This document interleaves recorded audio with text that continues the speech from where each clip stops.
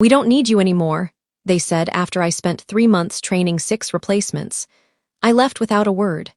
32 days later, the CEO showed up at my apartment building at 11 p.m., begging me to come back. What collapsed in those 32 days was 6 minutes, Britt said, sliding a slick folder toward me across the glass table. That's how long it took the executive committee to vote on your termination after reviewing the transition metrics. My mouth went dry. The conference room suddenly felt airless, like someone had sealed the vents. But I'm only halfway through the knowledge transfer. I managed. Britt didn't blink. She'd worn her power suit today, charcoal gray with subtle pinstripes, the one she reserved for firing people. Beside her, my direct supervisor, Hal, studied the ceiling tiles, his wedding ring spinning nervously around his finger. According to our analysis, the 6 junior analysts you've trained have already reached 87% efficiency against your benchmarks. Britt continued. The remaining gaps don't justify your salary level. 3 months of 16-hour days. 3 months of explaining 10 years' worth of institutional knowledge to fresh-faced graduates who took furious notes, but couldn't possibly understand the invisible network of relationships I'd built. 3 months of maintaining my own workload while essentially doing a second full-time job. You told me this was a mentorship program, I said quietly, that we were expanding the department. Hal finally looked at me, his expression a mixture of guilt and relief. The market's shifted, Aubrey. We had to adapt. Your termination package. Britt pushed another folder toward me. 2 months severance. Today will be your last day. The security guard waiting discreetly by the door made more sense now. I stood smoothing my skirt with hands I refused to let tremble. My team doesn't know. They'll be informed after you've cleared out your workspace. Britt said, already checking her watch. We'd appreciate your discretion during the transition. 10 years. 10 years of canceled vacations and middle-of-the-crisis calls. 10 years of being the go-to problem solver when everything fell apart. 10 years of building the very systems they now believed anyone could run. I nodded once, gathered only my personal planner, and walked out, leaving everything else behind. The guard followed at a respectful distance as I collected my coat and purse, then escorted me through the lobby I'd entered thousands of times before. Outside, spring sunshine mocked my dazed expression. My phone buzzed. Messages from my now former team about a client issue they couldn't solve. They didn't know yet that they'd never have my guidance again. I silenced the notifications, hailed a ride share, and directed the driver to take me home. What collapsed over the next 32 days would stun even me. If you're finding this story of workplace betrayal hits close to home, you're not alone. Corporate loyalty often flows in just one direction, doesn't it? If you're enjoying this journey of how things spectacularly unraveled, I'd really appreciate it if you could hit that like button and subscribe for more stories that expose the reality behind professional facades. Drop a comment about your own workplace experiences. I read every single one. Now, let's continue with what happened after I was unceremoniously shown the door. My name is Aubrey Kine. At 38, I'd spent over a decade as the Principal Solutions Coordinator at Crawford Industries, one of the largest manufacturers of specialized industrial components in the Midwest. What that title actually meant was that I was the company's professional firefighter. I designed fixes when the impossible happened. When everyone else panicked, I stayed calm. When deadlines seemed hopeless, I found pathways forward. When major clients threatened to walk, I was the one who kept them. Not through manipulation or false promises, but through a deep understanding of the intricate dance between production capabilities, client needs, and the human relationships that held everything together. Growing up as the middle child of 5 in a blue-collar family taught me early how to listen beyond words, how to negotiate between competing interests, and how to fix problems with limited resources. My father repaired historical carousel mechanisms for a living. Delicate, complex systems where a single misaligned gear could cause catastrophic failures. I'd spent my childhood watching him diagnose issues that baffled other mechanics. Using a combination of technical knowledge, intuition, and patience, I brought those same skills to Crawford. What others saw as chaotic emergencies, I recognized as patterns. Where others saw insurmountable obstacles, I found pressure points that could be adjusted. The day after my termination, I woke at 4:38 a.m. out of habit, the time I'd risen for years to review overnight production reports before the morning meetings. My hand reached for my phone before I remembered. It wasn't my problem anymore. I made coffee, sat at my kitchen window, and watched the sky lighten. For the first time in years, I had nowhere to be. By noon, my phone had 17 missed calls from various team members and 3 voicemails from Hal, each more strained than the last. I didn't return any of them. Instead, I walked to the small park 4 blocks from my apartment and sat on a bench watching children play with their mothers. Normal people living normal lives during daytime hours, a world I'd forgotten existed. On day 3, Zoe from my former team showed up at my apartment. I hired her myself 2 years ago. Brilliant, earnest, with analytical skills that reminded me of myself a decade earlier. "They didn't tell us until you were gone," she said when I opened the door. "Then they split us up and assigned each of us to one of the new people. It's chaos, Aubrey. I invited her in but didn't offer solutions. That wasn't my role anymore." "Javier already quit," she continued, pacing my living room. "He said if the company treats its best people like this, there's no future there." "Smart man," I replied, serving tea in the ceramic mugs I'd never had time to use before. "The Richardson contract is about to implode. Nobody can find the contingency plans you always had ready." They existed.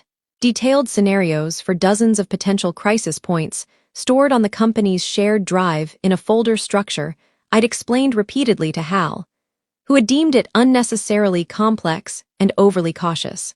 "I'm sure they'll figure it out," I said. Zoe looked at me strangely. "You're different. Unemployed people often are."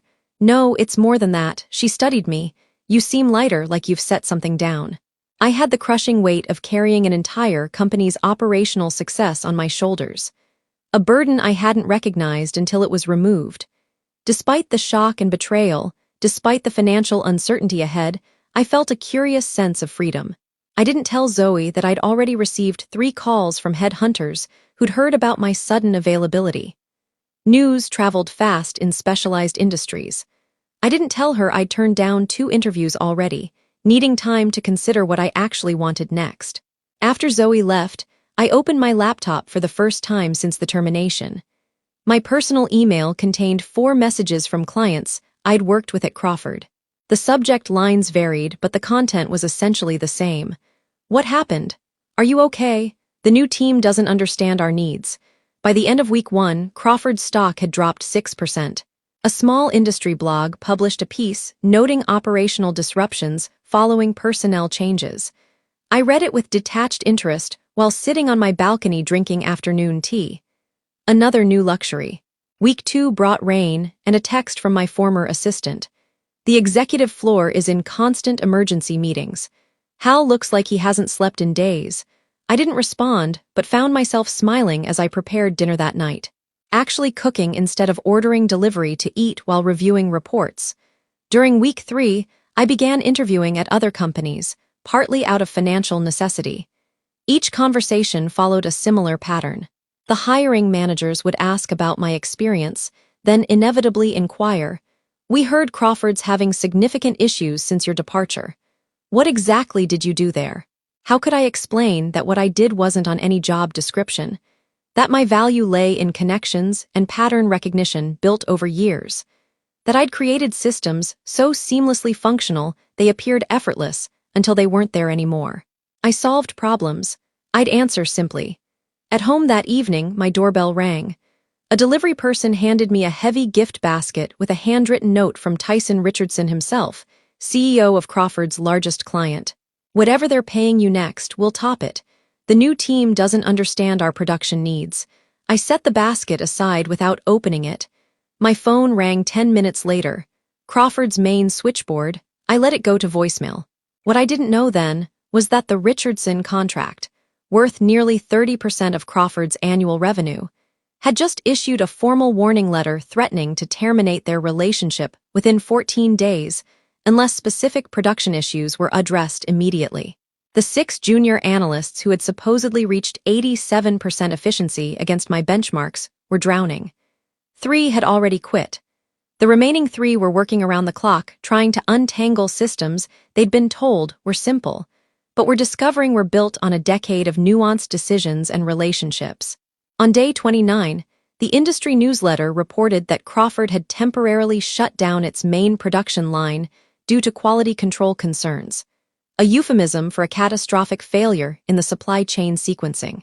I'd personally overseen for years that night. As I prepared for bed after my first serious job offer from a competitor, I received a text from a number I didn't recognize. "This is Arthur Crawford. Need to speak with you urgently. Name your terms." Arthur Crawford, the grandson of the founder, current CEO, and a man who had passed me in hallways for 10 years without ever learning my name. I turned my phone off without responding and slept better than I had in years. What I didn't know was that he would appear at my apartment building 3 days later at nearly midnight. Desperate enough to bypass normal channels, pride abandoned along with shareholder confidence. What happened next would change everything. Not just for me, but for the entire power structure I'd left behind. On the 32nd day after my termination at 11:07 p.m., my apartment buzzard jolted me awake.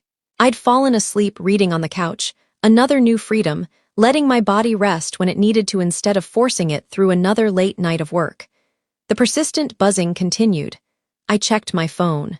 3 missed calls from the same unknown number that had texted me 3 days earlier. Arthur Crawford was nothing if not persistent. I pressed the intercom button. "Do you know what time it is, Miss Kane?" His voice sounded different than the few times I'd heard him speak at company meetings, strained, lacking the easy authority of a man born into wealth and position. "Please, I need to speak with you. It's urgent." I almost refused. The thought of going back to bed, of letting him stew in consequences of his own making, was deeply appealing, but curiosity won out. 5 minutes, I said, buzzing him in. While waiting for the elevator to bring him up, I glanced at myself in the hallway mirror, faded university sweatpants, hair piled messily on top of my head, face bare of makeup, not my carefully maintained professional appearance. Good. When I opened the door, the sight of Arthur Crawford was almost shocking. The man whose family name graced the company letterhead, whose tailored suits and manicured appearance graced industry magazines, looked diminished. His tie hung loose around his neck. Dark circles shadowed his eyes, and his normally perfect hair stuck up oddly on one side. "Thank you for seeing me," he said, voice low. "I didn't invite him in immediately. It's almost midnight. I know, I apologize." He shifted uncomfortably in my doorway. "May I come in, please?" I stepped aside, watching as he entered my modest apartment with the hesitant steps of someone entering unfamiliar territory, which it was, a world away from his lakefront mansion and corner office with its sweeping views. I gestured toward my small kitchen table, no offer of refreshments. "You're a difficult woman to reach, Miss Kane," he began, settling awkwardly onto one of my wooden chairs. "Aubrey," I corrected. "And I've been exactly where I've always been. You never tried to reach me before." His gaze dropped briefly. "I deserve that. What do you want, Mr. Crawford? It's late and I have a job interview tomorrow." His head snapped up. "That's actually why I'm here. I need you to come back to Crawford." I laughed, a genuine, spontaneous laugh that seemed to startle him. "You fired me 4 weeks ago. A mistake. A terrible mistake. A mistake is misplacing your keys or forgetting an appointment. Firing someone who dedicated 10 years to your company after making them train their replacements. That's a calculated decision." He leaned forward, hands clasped tightly on the table. "The board recommended the restructuring based on efficiency projections from the operations team. I signed off on it without fully understanding what you actually did for us. And now we're in free fall." For the first time, real emotion cracked through his polished veneer. "Richardson is threatening to pull their contract. The Milwaukee production line has been down for 3 days. 2 other major clients have already canceled orders." I waited watching him struggle. "The 6 analysts, they're bright, capable people, but they don't have your whatever it is you do, your integrative understanding. 3 quit already. The others are drowning. Hal approved this restructuring. I was curious about my former supervisor's role." Arthur shifted uncomfortably. He presented the plan and said your position had become redundant with the new team structure. Of course, he had. Hal had been threatened by my knowledge for years, knowledge that extended beyond my official responsibilities. He'd tried repeatedly to get me to document everything I knew into systems he could control, as if a decade of relationship building and problem solving could be reduced to a procedure manual. Hal is no longer with the company, Arthur added, watching my reaction. Fired or resigned? Resigned. Yesterday, after the Richardson contract manager threatened to walk away from our 3-year renewal, I absorbed this without comment. The Richardson contract had been my baby from the beginning.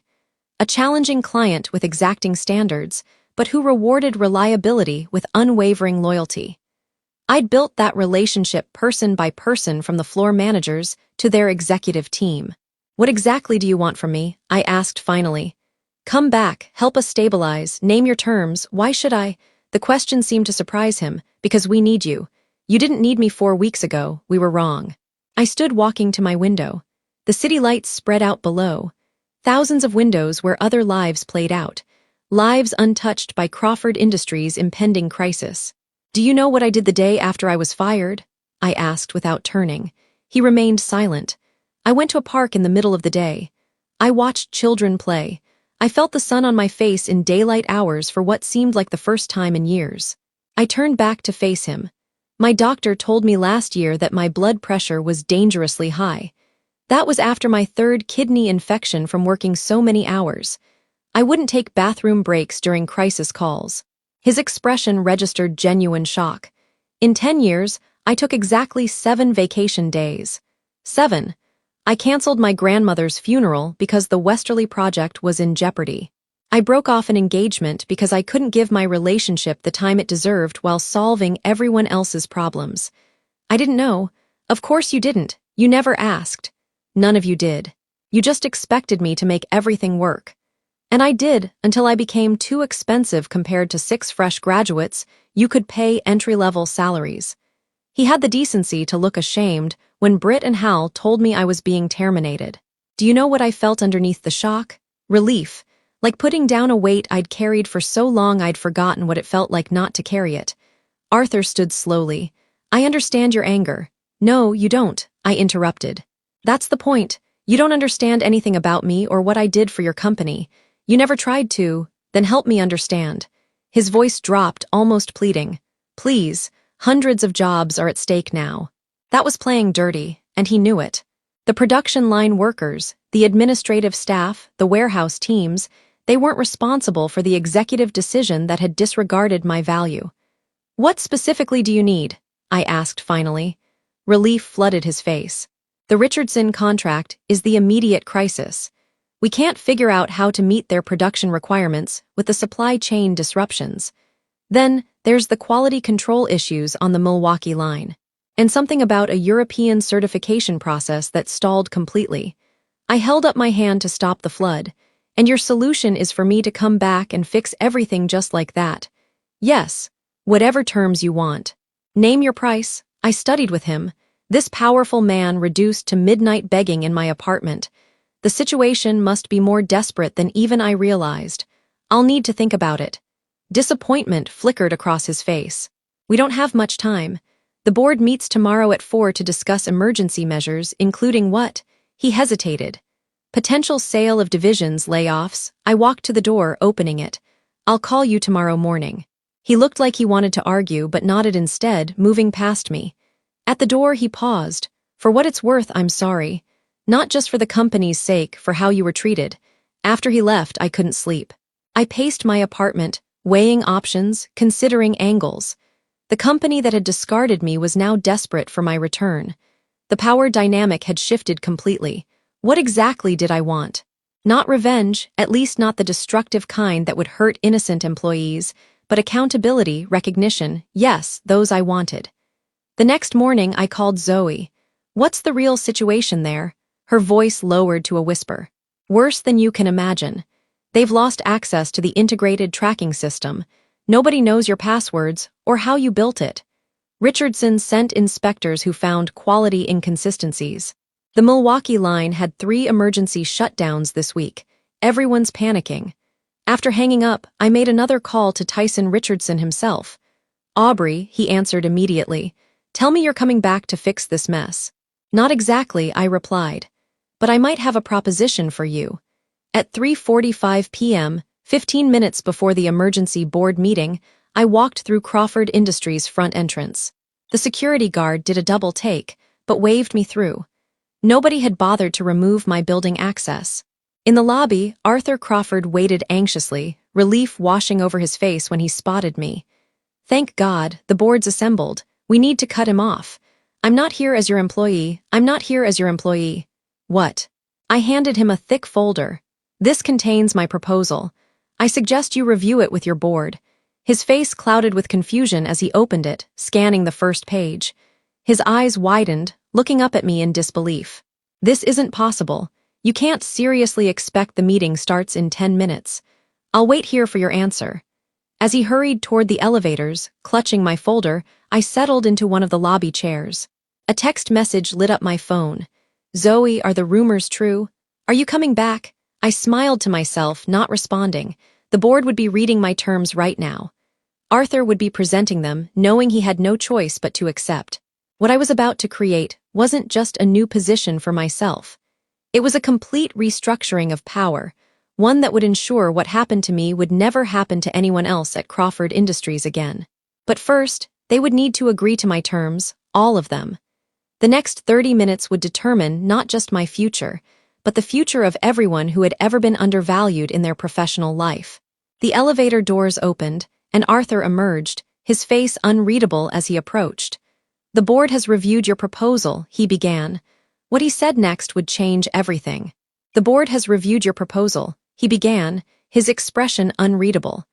I remained seated, maintaining eye contact. The polished marble lobby suddenly felt like the negotiating ground it had become. Before I tell you their decision, I need to understand something, Arthur continued, lowering himself into the chair across from me. This isn't just about money for you, is it? No, I answered simply. Then what is it about exactly? Value, recognition, and ensuring what happened to me never happens to anyone else. He nodded slowly. Your consulting fee structure is unprecedented. So was the situation you created. The board blocked the equity percentage. I expected they would. Arthur leaned forward. They've approved a modified version, 8% equity instead of 15%. The board seat in 18 months contingent on performance metrics we'd established together. He paused. And they rejected your demand for a new department under your leadership. I stood smoothing my blazer, the first professional clothing I'd worn in a month. Then we don't have anything more to discuss. Good luck with your meeting. Panic flashed across his face as I turned toward the exit. Wait, please. That was just their initial response. I paused but didn't turn back. I convinced them we need your full proposal, all of it. Now I turned, studying him, even the oversight committee. He winced slightly. Even though my proposal wasn't a simple employment offer, it was a complete restructuring of power at Crawford Industries. I would return not as an employee, but as an independent consultant with an equity stake, transitioning to a board position within a set time frame. I would create and lead a new integration strategy department with authority crossing all divisions staffed with people I chose, paid at rates I determined. Most radically, I demanded an oversight committee for all personnel decisions above a certain level, preventing exactly the kind of opaque termination process that had removed me. The committee would include representatives from multiple levels of the company, not just executives. The board authorized everything. I confirmed. Yes, Arthur replied, his expression revealing the battle it must have been. Though some members threatened to resign over the Personnel Oversight Committee. Let them, I said calmly. His eyebrows rose. You really don't care if this breaks the company, do you? On the contrary, I'm saving it from itself. We returned to the executive floor together, a floor I'd rarely accessed in my previous decade at the company. As we approached the boardroom, Arthur paused. They're waiting for final confirmation. Before we go in, I need to know, are you doing this to hurt us, Aubrey? To watch us gravel before you pull the rug out? I considered his question carefully. No, I'm doing it because despite everything, I built systems I'm proud of. Because hundreds of people who did nothing wrong depend on those systems working. And because if I control the terms, I can ensure proper value is recognized. Not just for me, but for everyone whose contributions are invisible until they're gone. Relief softened his features. That's better than we deserve. Yes, I agreed. It is. The boardroom fell silent as we entered. 12 people in expensive suits stared at me. The woman they'd discarded without a second thought now holding their company's fate in her hands. I recognized most of them from company photos, but had never met them personally. They hadn't considered me important enough to know. "Miss Kane has accepted our counter-proposal," Arthur announced, taking his seat at the head of the table. A balding man halfway down the table cleared his throat with the understanding that this arrangement is temporary until operations stabilize. "No, Gregory," I corrected calmly, with the understanding that this represents a permanent restructuring of how Crawford Industries values its key personnel and institutional knowledge. His face re-ened. "You can't possibly. The Richardson contract renews in 11 days, I interrupted. You're currently unable to meet their quality specifications. 3 other major clients have paused orders. Your main production line has suffered multiple critical failures. Your stock has dropped 18% in a month." I smiled politely. "Would you like me to continue listing the reasons why I can, in fact, possibly?" The silence that followed was deafening. "I'll need the agreement signed today," I continued. "I start tomorrow, not as your employee, but as your partner." Arthur slid papers across the table. "The legal team prepared everything per your specifications." I reviewed each page carefully, aware of the tense silence surrounding me. When satisfied, I signed with a flourish, then stood. "Tomorrow morning, I'll meet with the remaining analysts to begin recovery procedures. I'll need full access reinstated to all systems immediately." I turned to Arthur, "And I want Zoe promoted to Assistant Integration Director effective immediately with a compensation package. We'll discuss it privately." He nodded without hesitation. As I gathered the signed agreements, a woman near the end of the table, one of only 2 female board members, spoke up. "Miss Kane, may I ask what made you agree to help us after how things ended?" I considered my answer carefully because true power isn't about destruction. It's about rebuilding on better terms. The next morning, I arrived at Crawford Industries at precisely 7:30 a.m. Not as an employee rushing to solve everyone else's problems, but as a partner with clear boundaries and recognized value. The security guard greeted me with a smile and a newly printed access badge, one that opened every door in the building. In the elevator, 3 executives who had never acknowledged me before suddenly found me fascinating. "We're so glad you've returned, Miss Kane," one offered nervously. "I haven't returned," I corrected. "I've arrived." The distinction wasn't just semantic. In my previous role, I'd been swimming upstream against organizational limitations, solving problems without the authority to prevent them. Now, I had both the responsibility and the power to implement structural changes. My first meeting was with the remaining analysts from the team that had supposedly replaced me. Their relief was palpable as I outlined our approach to stabilizing the Richardson contract. "But we've tried everything," one protested. "Their specifications are impossible with our current supply chain issues." "Nothing's impossible," I replied, "just underimagined." By noon, I had identified 3 critical failure points in the production sequencing that no one had noticed, invisible to anyone who hadn't spent years understanding the rhythms of our operations. By 3:00 p.m., I had drafted new protocols that accounted for supply chain realities while meeting Richardson's quality requirements. Tyson Richardson himself called me directly when he received my proposal. "You did in 6 hours what they couldn't do in a month," he marveled. "That's why you'll be dealing exclusively with me from now on," I replied, "and why our new contract will include different terms."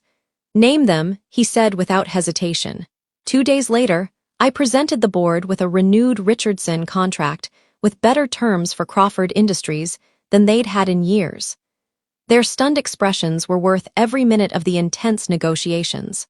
"How did you get Richardson to agree to these pricing adjustments?" Gregory asked, bewildered. "By understanding what they actually value versus what you thought they valued," I answered simply.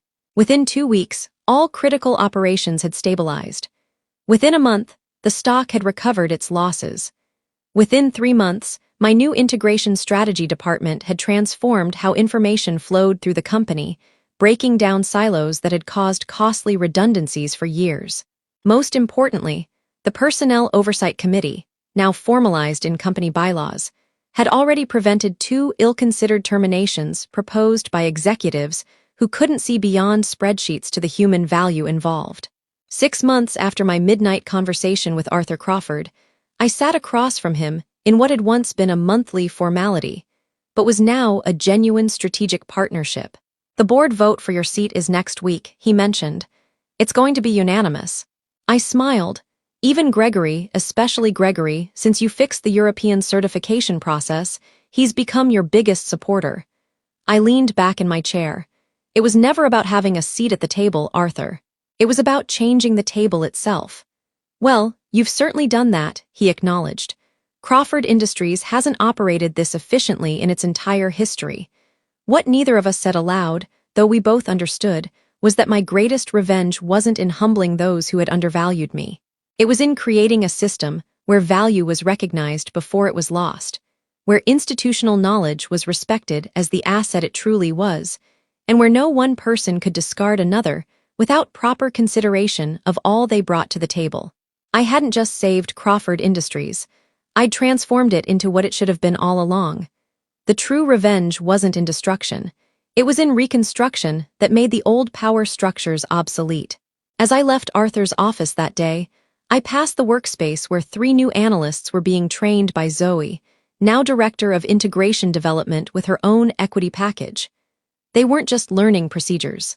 They were learning the why behind the how, understanding the relationships that made everything work. "You've built something remarkable here," Zoe said as we walked to the elevator together. "No," I corrected her with a smile. "We're building it, and this time, everyone knows exactly what it's worth. Thanks for staying with me through Aubrey's journey from undervalued employee to powerful change maker."